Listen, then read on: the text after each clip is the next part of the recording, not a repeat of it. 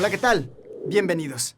Esta es la versión especializada en salud del Noticiero Científico y Cultural Iberoamericano NCC, un espacio de la Asociación de Televisiones Educativas y Culturales Iberoamericanas, ATEI, con la intención de difundir la ciencia y la tecnología en toda América Latina. Una dosis de la vacuna contra el SARS-CoV-2 no es suficiente para protegerse de las variantes que hoy están dando la vuelta al mundo, ya que incluso las personas que alguna vez tuvieron COVID-19 y derrotaron con éxito la infección deberían vacunarse. Según estudios, las nuevas variantes pueden evadir los anticuerpos que atacan ciertas partes del virus. Ante esto, el mandatario estadounidense Joe Biden hace un recordatorio a sus ciudadanos. Don't get me wrong. No me malentiendan, el COVID no ha sido derrotado. Todos sabemos sobre las poderosas variantes que han surgido, como la variante Delta. Pero lo mejor para defenderse de estas variantes es vacunarse. La intubación por insuficiencia respiratoria suele ser muy común en pacientes infectados de COVID-19. No existe una medida exacta que describa el tiempo de este procedimiento en pacientes que requieren de cuidados intensivos, ya que la evolución es distinta en cada persona. Sin embargo, estar más de 14 días en intubación empeora las posibilidades de mejora, ya que resulta un proceso invasivo y de alto riesgo. Por esta razón, un grupo de investigación en Brasil desarrolla un casco especial que pueda ayudar a prescindir de dicha técnica.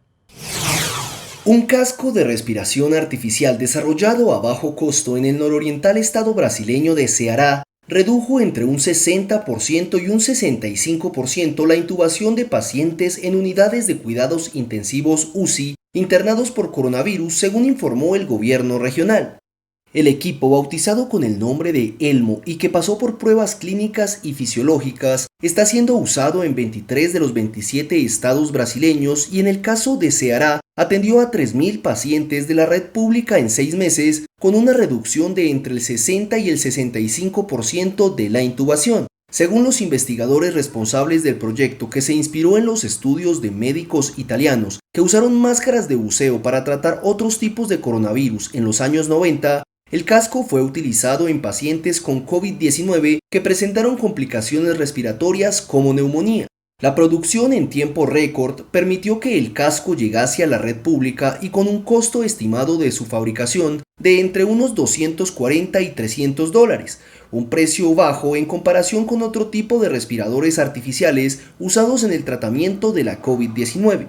El idealizador del equipo y superintendente de la Escuela de Salud Pública de Ceará, el médico inmunólogo Marcelo Alcántara, destacó que el casco tampoco deja secuelas en los pacientes, como suele a veces ocurrir en algunos pacientes intubados. El dispositivo es fabricado con silicona y PVC y su diseño y mecanismo permite el suministro de oxígeno de alto flujo, cubriendo totalmente la cabeza del paciente y ajustado al cuello para evitar el paso de aire, pero sin ningún tipo de sondas invasivas y evitando expeler el gas carbónico del paciente. Vivimos en un momento histórico en donde por primera vez la mayoría de los seres humanos pudimos seguir trabajando, estudiando, comprando o interactuando con otros pese al confinamiento derivado de la pandemia. Todo esto gracias al Internet y las nuevas tecnologías, que en su gran mayoría tienen menos de 20 años y que hoy permiten la creación de nuevas herramientas, impulsando así el desarrollo tecnológico en países como Venezuela. Puedes elegir alguno y seleccionarlo para ir a... En Venezuela, la lucha contra el COVID-19 se libra también en el terreno digital. Con hospitales al límite por la pandemia, programadores y estudiantes han ideado soluciones digitales. NESA, por ejemplo, es un prototipo de app sobre medidas de bioseguridad que desarrollaron Rebeca y Wanda, ambas de 16 años. A veces uno sale y el que te vende tiene el tapabocas por la barbilla. Entonces son cosas que uno piensa, cónchale, este señor ¿a cuántas personas le ha vendido con el tapabocas por aquí? ¿Sería realmente seguro comprar en este lugar? Las jóvenes confían en conseguir financiamiento para potenciar su proyecto, que esperan sea descargable por Play Store. Funciona con reportes y índices de seguridad. Los establecimientos rellenan un formulario, un test, explicando qué medidas y qué normas ellos están respetando y cuáles no, qué permiso tienen, cuál es su capacidad de aforo, sus dimensiones de espacio, si tienen cuántas salidas de emergencia. Este especialista en ciencia de datos también pensó en ayudar en medio de la crisis y creó Javenda, un directorio interactivo que enlaza a sus usuarios con Google Maps para llegar rápidamente a los abarrotados centros de salud. La reacción fue, bueno, yo sé cuáles son los recursos para poder solventar esto y déjame trabajar en vez de ponerme a criticar y lamentar esta situación, déjame tratar de resolver porque yo sé algo que se puede hacer en este caso. Ahora espera alimentar el mapa con datos de terceros para ampliar la cobertura de la aplicación. Los proyectos son un desafío a la debacle de Venezuela, con 8 años de recesión y servicios públicos colapsados, Internet incluido. Según el índice global de Speed Test, el país tiene uno de los anchos de banda fija más bajos del continente, superando apenas a Cuba y Haití. Ocupa el puesto 139 entre 176 países. Según el Instituto Mexicano del Seguro Social, el alcoholismo es una enfermedad y no un vicio. Se trata de una dependencia crónica al alcohol que deriva en el deterioro de la salud física y mental de una persona. Es por esto que la prevención debe iniciarse en etapas tempranas de edad, con educación basada en la moderación, acciones que fomenten el autoestima y habilidades sociales. Por esta razón, la Universidad Nacional Autónoma de México desarrolla programas para ayudar a detectar esta enfermedad y poder hacer algo a tiempo. El alcohol es la sustancia tóxica de mayor consumo en México. Alrededor del 71% de la población de entre 12 y 65 años lo ingiere. El 7% es dependiente y de ellos, el 80% no recibe tratamiento. Estudios han demostrado que el patrón de consumo típico es de grandes cantidades por ocasión, pero con poca frecuencia. Y aunque los hombres beben más, el consumo en las mujeres va en aumento. ¿Los motivos? Ellas beben por depresión o estrés, mientras que ellos lo hacen por una exigencia social y cultural. El alcohol eleva nuestra frecuencia cardíaca y la presión sanguínea, y hace que los riñones trabajen más de lo normal. Así que orinamos constantemente y nuestro organismo se queda sin líquido. El hígado también se esfuerza para transformar las toxinas en elementos inofensivos para el organismo y para ello absorbe agua del cerebro y esto provoca que se contraiga y es lo que nos produce el dolor y la resaca. Asimismo, los investigadores han identificado que el alcohol afecta principalmente a nuestro cerebro porque bloquea la comunicación entre las neuronas del cerebelo, que es el encargado de la coordinación, el equilibrio, la memoria y la respuesta emocional. Los estudios han determinado que el alcohol también daña la corteza cerebral, de manera que afecta nuestra habilidad para pensar, planear y comportarnos. En las facultades de Psicología y Medicina, así como en la Escuela de Enfermería de la UNAM, se desarrollan modelos de tratamiento para identificar a las personas que comienzan a tener problemas para beber y se les enseña a controlarlo. Y es que en algunos casos, además del alcoholismo, las personas padecen diversas enfermedades como cirrosis o depresión. Este proyecto multidisciplinario se concretó después de numerosos estudios en diferentes segmentos de la población para canalizar, dar atención y apoyar a las personas a superar su dependencia. Aunque nuestros científicos trabajan para enfrentar esta enfermedad, tú también debes ayudar. ¡Cuídate! La mucormicosis es una enfermedad conocida actualmente bajo el nombre de hongo negro. Esta rara enfermedad puede llegar a ser letal, ya que su tasa de mortalidad ronda el 50%. Esta enfermedad ha batido récord de casos en la India con 12,000 pacientes infectados, la mayoría de ellos recuperados previamente de COVID-19. Este padecimiento se encuentra detectado en menor medida en países latinoamericanos, situación que preocupa a los especialistas. En Honduras, luego de confirmarse el segundo caso positivo de hongo negro en una paciente diabética que meses atrás padeció de COVID-19, la población se ha mantenido en suspenso, por lo que el infectólogo, internista y epidemiólogo Tito Alvarado declaró que la solución a este problema es la detección temprana de la enfermedad. Honduras ya ha presentado 2 casos. El problema del hongo es que si no se hace el diagnóstico temprano, el paciente puede fallecer porque le penetra en el ser humano a través de la nariz, de la boca y llega a órganos vitales como el cerebro, el corazón, los pulmones. Y ahí es donde no se puede hacer nada más porque una vez que está diseminado hay muy poco que hacer. Por lo tanto, el clínico, el médico está obligado a hacer un diagnóstico tempranito desde que se encuentra la manchita negra, desbridarlo y empezar con los medicamentos antimicóticos que existen en Honduras. Según el epidemiólogo Alvarado, en el Hospital Escuela Universitario, anualmente solo se presentaban 5 o 6 casos de esta enfermedad. Sin embargo, él nos explica por qué los pacientes que han tenido COVID recientemente son los más vulnerables a padecer del hongo negro. Siempre digo lo siguiente, si ya está diseminado a pulmón y a cerebro, no hay anfotericina que lo pueda controlar. Necesitamos debridar y operar y las mortalidades son altísimas. Así es que el punto intoral es diagnóstico temprano y abordaje temprano. ¿Y por qué los pacientes de coronavirus sufren?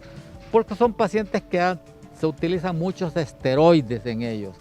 Entonces al usar muchos esteroides la inmunidad baja y ahí aprovecha este hongo que, como le digo, vive en las superficies y es un comensal frecuente en los hospitales. Desde que Honduras presentó su primer caso de COVID-19 el 14 de marzo del 2020, se ha generado un aumento estrepitoso, no solo en los centros urbanos, sino también en los centros rurales. Actualmente se registran más de 256,000 casos positivos y 6,844 muertes. Sin embargo, según la Asociación de Funerarias, esta cifra puede ser hasta 3 veces mayor, por lo que las medidas de bioseguridad que debemos mantener tienen que ser aún mayores. Desde Honduras para el Noticiero Científico y Cultural Iberoamericano NSC, informó Andrea Torres de STVE. La corrupción también ataca al sector salud, cuyo acto puede marcar la diferencia entre la vida y la muerte. Estas graves consecuencias de poner en juego el acceso, la calidad, la equidad y la eficacia de los servicios de salud se ven reflejados en los objetivos a largo plazo de la cobertura sanitaria universal. Se estima que cada año se pierden $500,000 millones en gastos de salud pública gracias a la corrupción, práctica que pone en juego los sistemas de salud latinoamericanos. A continuación, la tercera parte sobre el confinamiento en América Latina. Pedían cotizaciones a cualquier precio. Es algo que te costaba 1, lo ponías en 10, ¿quién se daba cuenta de la emergencia? Lo asignabas a dedo a la compañía que tú querías. El problema parte primero de que las autoridades garanticemos la transparencia, que creo que en eso cumplí, esa era mi obligación. Es decir, que no se ponga la corrupción por debajo de la alfombra. Una red bien complicada, no solamente en el IES, también en el Ministerio de Salud Pública fue el problema. También fue en la policía el problema. El problema no fue solamente en el IES, cuidado. El problema donde se vendió políticamente fue en el IES. La Fiscalía inicialmente aperturó 3 investigaciones por casos de corrupción, todos relacionados con delitos de concusión, cohecho, peculado y más. Pues precisamente las facilidades de la ley para la contratación y adquisición de insumos médicos motivaron que hospitales del IES y del Ministerio de Salud Pública, en plena emergencia, compren irregularmente insumos médicos, además de la asignación de contratos y otros casos de corrupción.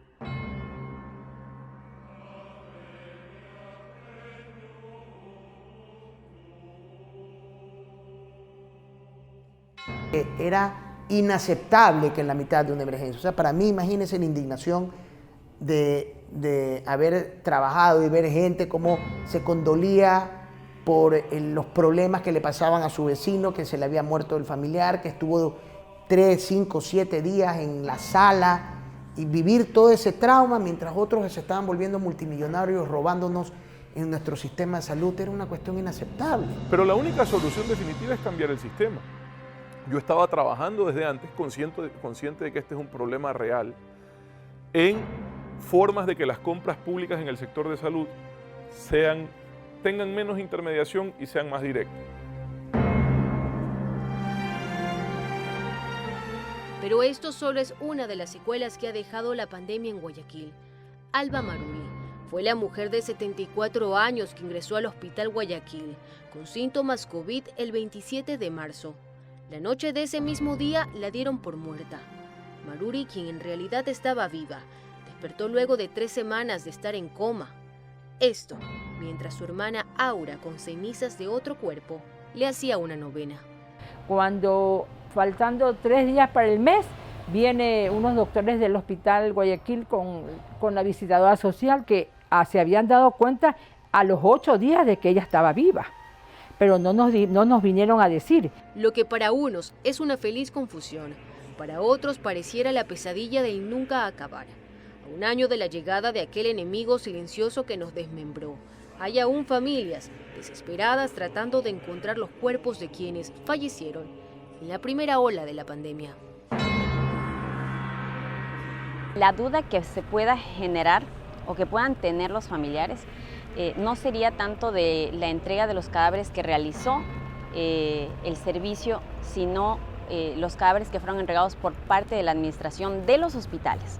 Esas serían las dudas, porque acá fueron todos identificados técnicamente. Sí hubo una desorganización en los hospitales, públicos y privados, pero más que nada hay que entender la desorganización. Hospitales que tienes 4 morgues y se te mueren 35, 40 personas diarias y sus familiares no lo van a recoger.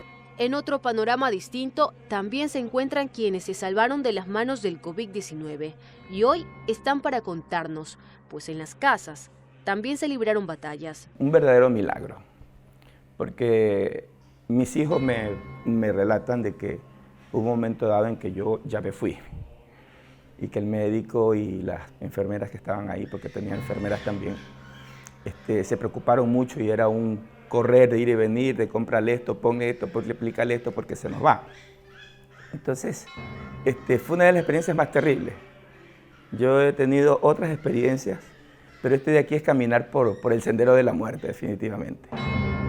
A la fecha, Ecuador supera los 300.000 infectados de COVID-19 y 16.215 personas han fallecido por el mismo virus.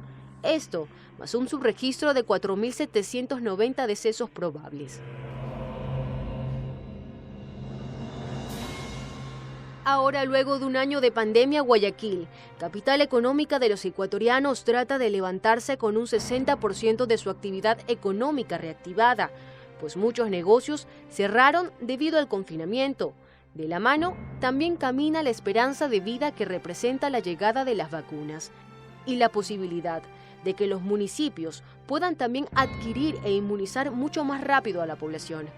Hasta tanto, aquellos días de llanto y miedo parecen irse quedando atrás, pero no olvidando, pues las calles, murales y la propia gente de esta ciudad altiva y próspera lleva marcada para siempre el 17 de marzo del 2020, cuando todos nos aferramos a la vida.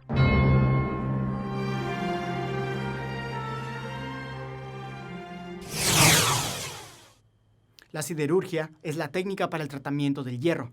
Sirve para obtener diferentes tipos de este mineral o de sus aleaciones como el acero. No obstante, esta industria contamina el agua con descargas ácidas y el aire con polvos, gases y humos provenientes del carbón. Incluso para las comunidades aledañas a estas fábricas, estos procedimientos se han convertido en un factor de riesgo, tanto para el medio ambiente como para los niños que viven en los alrededores. La salud de los europeos y las necesidades de la industria son 2 temas que se abordarán en la Semana Verde Europea. La UE quiere ser climáticamente neutra en 2050. ¿A qué distancia estamos de este objetivo? Por ahora muy lejos.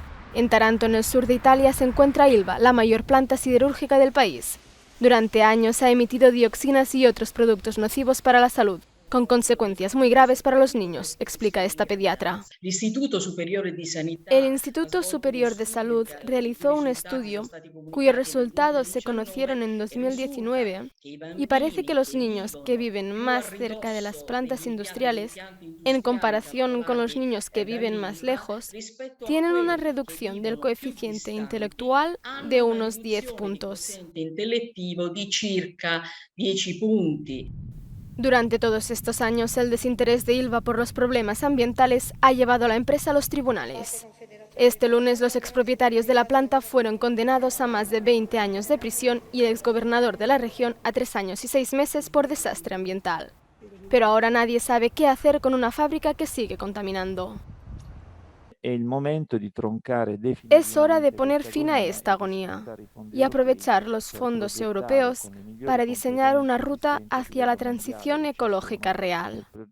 Necesitamos invertir al menos 5.000 millones de euros en Taranto para volver a emplear a los trabajadores de Ilva y poner el futuro de la ciudad en un proyecto verdaderamente sostenible para el día de mañana. il futuro della città su un progetto realmente sostenibile. La contaminación y los problemas asociados con ella no son solo un problema para Taranto. El Sistema Nacional de Salud financia los tratamientos de los numerosos pacientes con cáncer de la ciudad de Taranto, por lo que un entorno más saludable acabaría repercutiendo en las finanzas públicas, explica Jenon Jensen, directora del Think Tank Health en Bruselas. Sabemos que la contaminación del aire causa más de 400.000 muertes al año, solo en Europa, y es totalmente prevenible. Si podemos hacer que estos costes sanitarios y su impacto sean más visibles y que los ciudadanos lo entiendan, entonces creo que tendremos más apoyo de la Unión Europea para políticas que realmente aborden y reduzcan el impacto para la salud. La Semana Verde de la Unión Europea es una oportunidad para concienciar a todas las partes interesadas y a los ciudadanos sobre cómo unir fuerzas para crear un entorno libre de contaminación y sustancias tóxicas, también en Taranto. Durante la crisis sanitaria, las personas con capacidades distintas que requieren de algún apoyo para realizar sus actividades cotidianas se vieron en un panorama de aislamiento resultado de las medidas de confinamiento, intensificando las barreras para quienes necesitan de servicios de salud específicos y terapias constantes.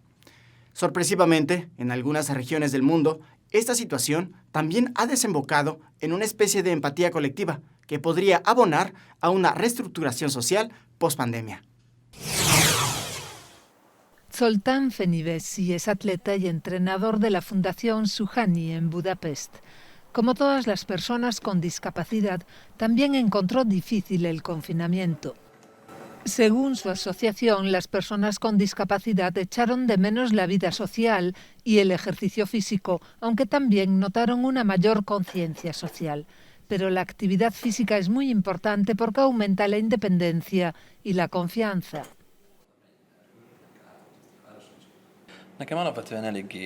Mi vida era bastante agitada antes y luego, de la noche a la mañana, tuve que recluirme entre 4 paredes, lo cual es interesante. Mi primer informe del hospital decía que solo podría vivir entre 4 paredes toda mi vida.